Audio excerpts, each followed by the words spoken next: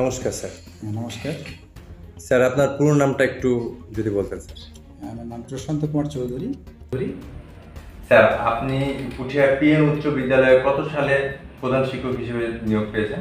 আমি 2010 সালে নভেম্বর মাসে প্রধান শিক্ষক হিসেবে নিয়োগ পেয়েছি। স্যার, পূর্বে কোনো বিদ্যালয়ের শিক্ষকতার অভিজ্ঞতা আছে কি আপনার? আমি পূর্বে 1995 সালে দেবাপাড়া হাই স্কুলের সহকারী শিক্ষক হিসেবে যোগদান করি। সেখানে 15 বছর 8 মাস চাকরি করে এখানে প্রধান শিক্ষক হিসেবে এসেছি।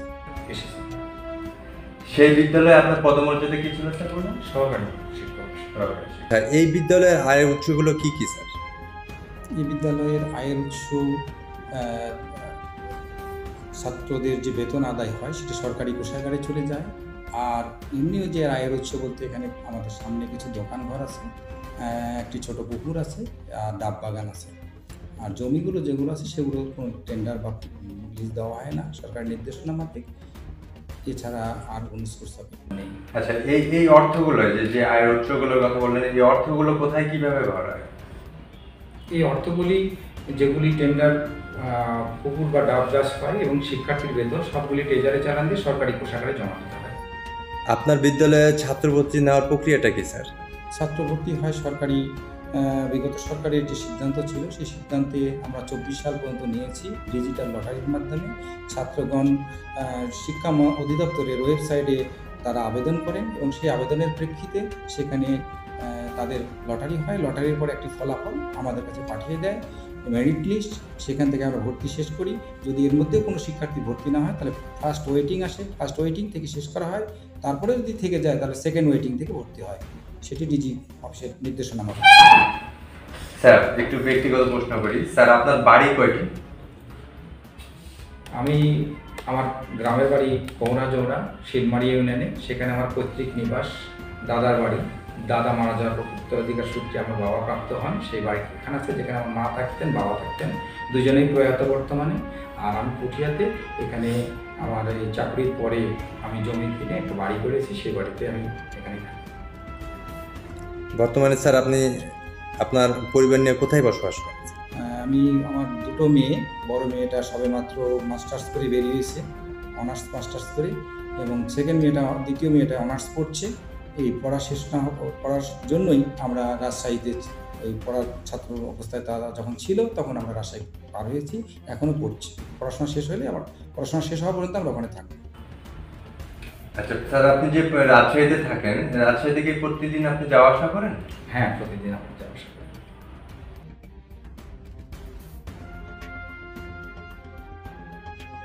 স্যার, আপনার নাম কি? আমার নাম মোহাম্মদ ইয়াহিয়া। স্যার, আপনাকে একটা প্রশ্ন করি স্যার। হ্যাঁ, অবশ্যই। আপনাদের প্রতি প্রধান শিক্ষকের আচরণ কেমন?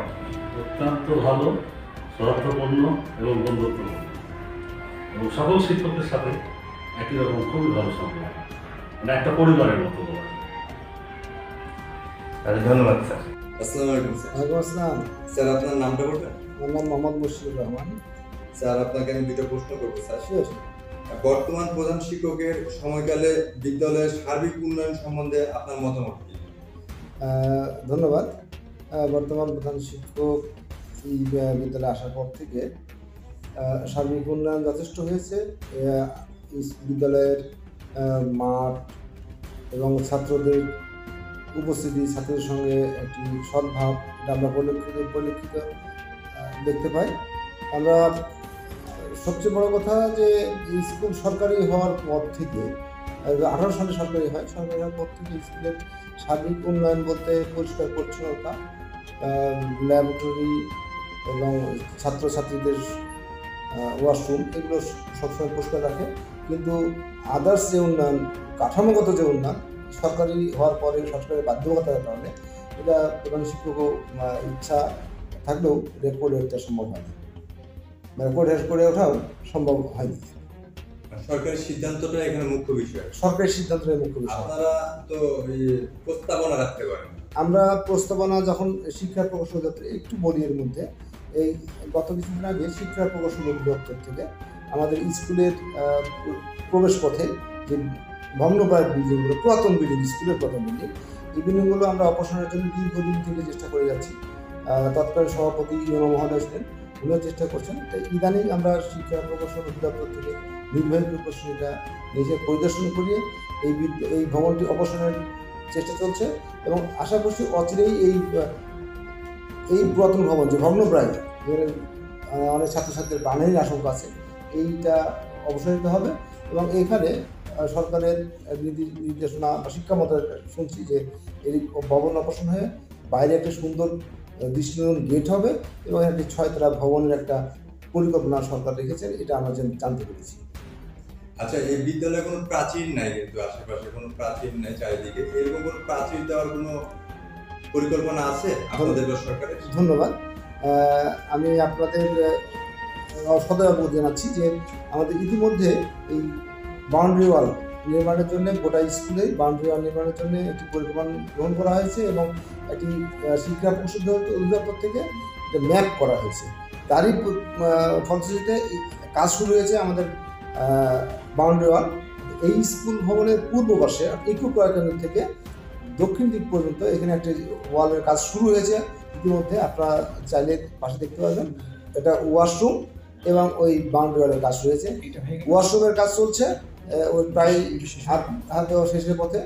এটা শেষ হলেই বাউন্ডারি ওয়ালের কাজ শুরু হবে এবং সরকারের আস্তে আস্তে এই প্রত্যেকটা প্রকল্পের পরপর প্রকল্প নিয়ে এসে এই বাউন্ডারি ওয়াল নির্ধারিত হবে এবং সরকারের একটা পরিকল্পনা এবং শিক্ষা মন্ত্রণালয়ের পরিকল্পনা আছে আমরা জানতে পেরেছি এবং আমরা যে ম্যাপটা আমাদের কাছে আছে। ধন্যবাদ স্যার। আপনাকে আরেকটা প্রশ্ন করি, সেটা হচ্ছে যে আমাদের এই স্টুডেন্টদের অভিভাবক এবং আপনাদের মধ্যে এই কমিউনিকেশনটা ভবিষ্যতে কি আরো উত্তরোত্তর বৃদ্ধি করার কোনো চিন্তা ভাবনা আপনাদের আছে কি? ধন্যবাদ। আমরা এই স্কুলের যে অভিভাবক সমাবেশ গতবার করেছি, আমরা এই বর্তমান সময়ের প্রতি আমাদের পরিকল্পনা ছিল কিন্তু করতে পারিনি।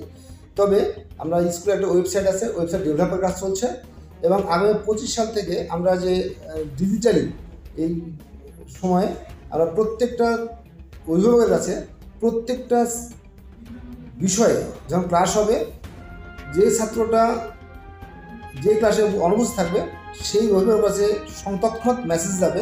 এই পরিকল্পনা নিয়ে আগাচ্ছি, আশা করছি আমরা 25 সাল থেকে এটা বাস্তবায়ন করতে পারবো। তাহলে আমাদের সঙ্গে অভিভাবকদের যে দূরত্বটা আমরা মনে করি যে এটা 0 টলারেন্সে নিয়ে যেতে পারবো বলে আমি আশা করি।